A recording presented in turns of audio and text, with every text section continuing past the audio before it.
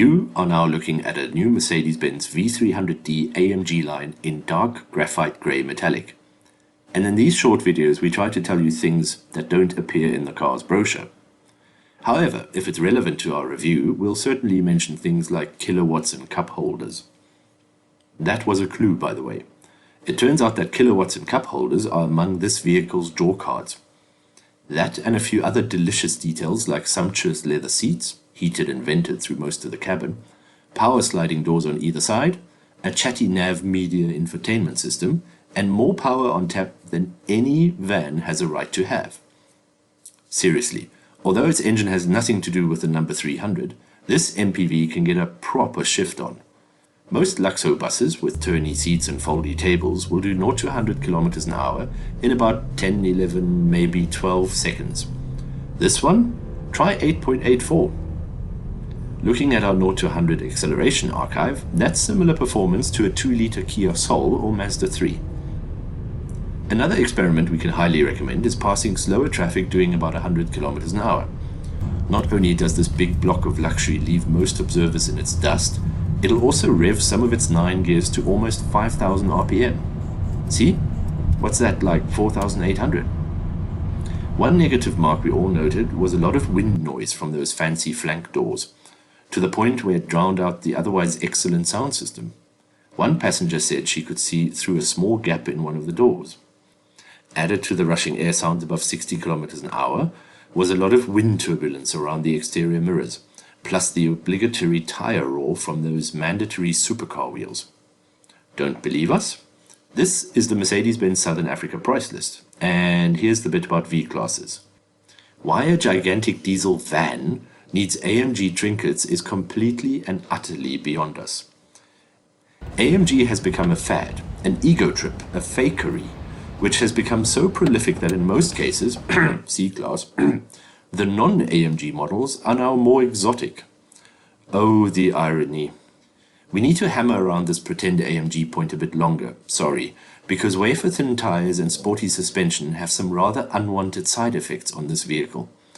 For starters, this is the 4th V-Class we've tested, and the 4th one to have some rather undesirable rattles in the cabin. That's 100% of all V-Classes shipped with rattles. The other problem with fake sports kits is that the lack of rubber on these wheels mean that in a vehicle of this size, despite its astonishingly small turning radius, it's easy to curb a wheel. With hundreds of test cars under our collective belts, we didn't curb a wheel. We curbed 2 of them, and felt so bad about it that we didn't tell anyone and had them both fixed immediately. In hindsight, normal big profile tires would have just brushed that off. Also, they would have provided an extra layer of ride comfort. Huge alloys with painted on rubber, as demonstrated here, make the suspension all harsh and fidgety, and they certainly don't handle corrugated dirt roads very well. Especially rear passengers complained about the jarring ride and occasionally hard jolts. You see, we loaded 3 generations into this refined vehicle and headed for a 5-star yes sir, no problem sir luxury safari lodge at the end of a very bumpy dirt road. The Mercedes V300d was so well suited to this establishment that, upon our arrival, the staff erroneously assumed that I was the family's shuttle driver or chauffeur. Many apologies were made. Also, shortly after we got there, we either had the most wonderfully coincidental zebra visit, or the lodge released their tame pajama donkeys right on cue. Excuse me, sir. Could you get away from my car, please? Anyway, in a place where most surfaces are marble or leather, and nothing is too much trouble, the Mercedes-Benz V300 felt like it belonged. Actually, scratch that. It just belongs, no question. And it had better belong, because the price for this pincushion grill monster is equivalent to a reasonably small but reasonably nice house in our immediate area. As another local observation, we found the navigation lady to be a tad adventurous in her route selection. Time and again she would go for the fastest, almost direct path, which almost always included unpaved, unfinished or private roads. We recommend sticking to smoother highways because that's where this vehicle absolutely excels. Every passenger has a stylish leather seat, excellent multi-zone climate control, as well as lots of cup holders and charging points. Unfortunately, none of the rear windows slide or drop down, but the far back ones can be tilted open at the touch of a button or two. This aids fresh air or any claustrophobic rear packs, plus I thought it looked like the powered cooling ducts of a Lamborghini. Sorry, it was a long drive. While we're back here, the tailgate is fully powered, but great caution should be taken as to where and when you operate it, because it's so enormous. Mercedes alleviates part of the problem by letting you open the rear window for fast access. This also helps to reach the large rear parcel shelf, which has a secret compartment.